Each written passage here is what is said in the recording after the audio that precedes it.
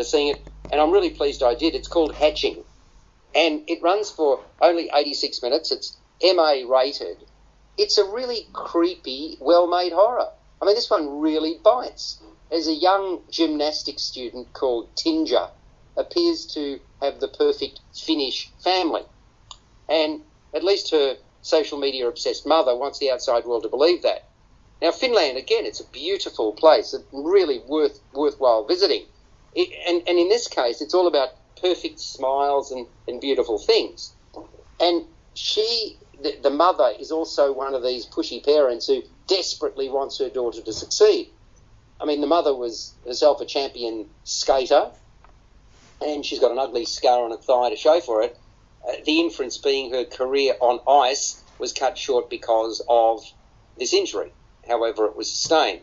Now, to that end, she makes her daughter Tinger practice her routines ahead of her first competition that she's apparently ever been in, to the point where the palms of Tinger's hands bleed. I mean, there's calluses and it's red raw. Now, if truth be known, Tinger isn't as good as her neighbour of similar age who she befriends. This neighbour's just moved in, as I mentioned, new neighbour. And there's only now one place left to fill in the competition that Tinger and her new neighbour are competing with one another for. Mind you, there's a lot more going on here than a gymnastics competition. It starts when a black bird hits a window in the home. The bird then flies inside and creates havoc, smashing things. And then Tinger is quite shocked by her mother's treatment of the situation. But more's to follow on that count after Tinger finds that same bird suffering in the forest. Now, as a result, she ends up rescuing a small egg lying alongside the bird, only to see it grow exponentially in size and hatch days later. Now, when I'm saying hatch at her place inside the house, unbeknown to the rest of the family. They've got no clue as to what's going on. But this is no ordinary bird. This shocking-looking thing with sharp animal-like claws and frightening teeth, well, it's positively demonic. And at the same time, Tinger's mother shatters Tinger's illusions about domestic bliss after the young girl catches her out. Now, let's start with you, Peter. I reckon the writers and, one of them is the director as well, as two writers, have done a really fine job crafting a genuinely shocking story. I was really appalled and engrossed. What about you? Oh, absolutely. And this is one of those films where the less you know in advance about the way it progresses, the better. It's interesting that it's a female filmmaker, Hannah Bergholm. And you said it, and you said it beautifully, Peter. Say that again. Hannah Bergholm. Lovely. And who's the other writer? Come on, I'm now going to challenge you. I haven't got that in front of me. I've only got the director. Very good. Well, all right. 1 out of 2 ain't bad. Right. Thank you. Keep going. Yeah, this is she is part of a new generation of filmmakers that are reinventing the horror movie, and it's so good to see this one as a really clever film about, mothers and daughters, but also about, perhaps I shouldn't say too much, but it's certainly all about revenge and a whole range of other things as well.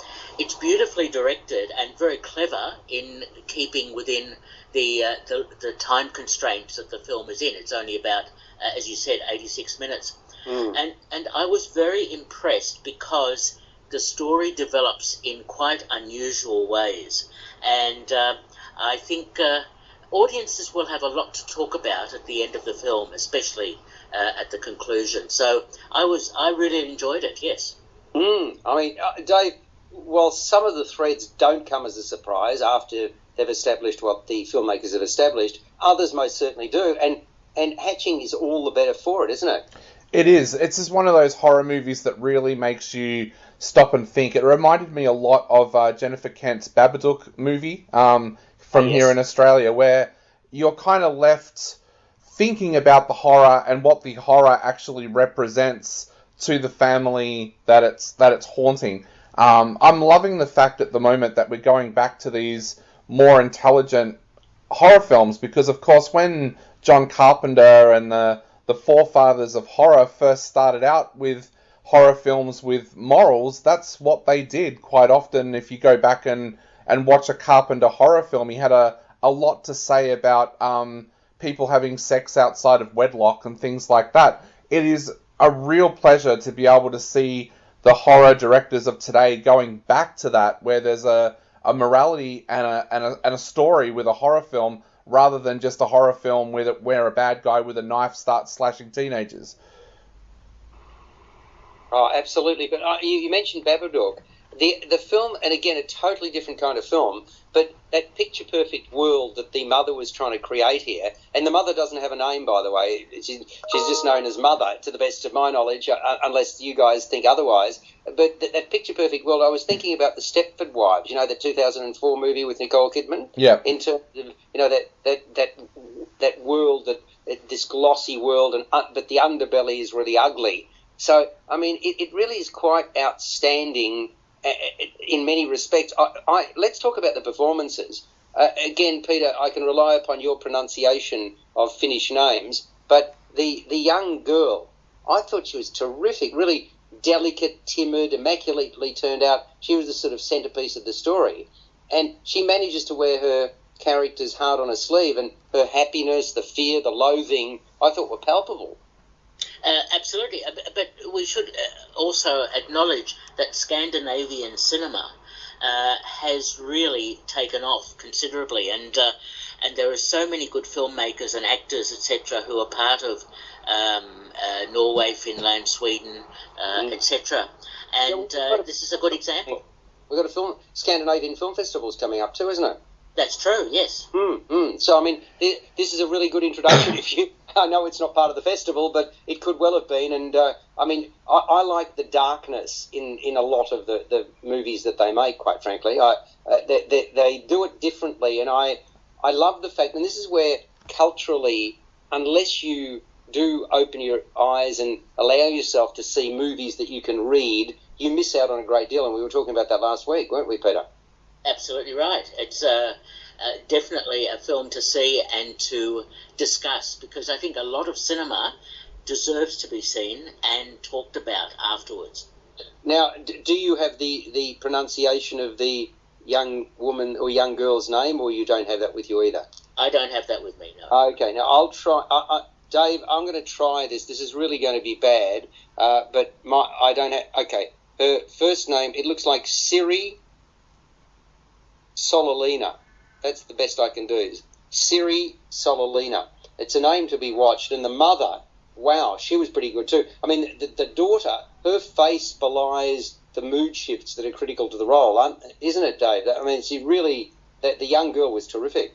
Oh, definitely, yeah. And without giving too much away, she ends up playing a double role in the film. So, yeah, absolutely fantastic performance. And I'm in awe of these young Scandinavian actors and actresses at the moment. Of course, if anyone saw The Innocents a couple of weeks ago as well, they were all first-time actors, those kids, and they were absolutely amazing. So whatever is in the water in Scandinavia, I think we need it in Hollywood as well.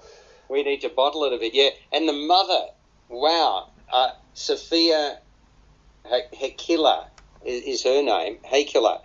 Strong-willed, all puffed up with airs and graces.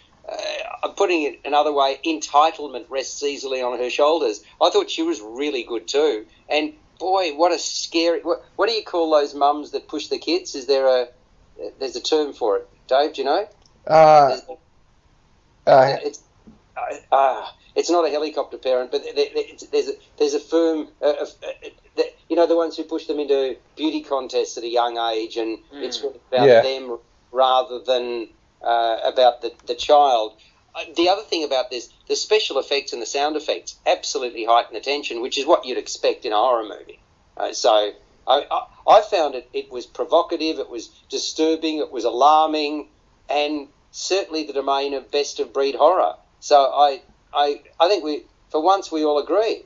That's an unusual thing, Peter. So I'll start with you, mate. What sort of score? I really enjoyed the film. I gave it 8 out of 10. Not at all surprising. And Dave? I gave it a 9 out of 10. I loved it. Oh, wow. Okay, I'll go with an 8 as well, Peter. So, yeah, folks, get along and see it, and it's the perfect running time. You know, when you say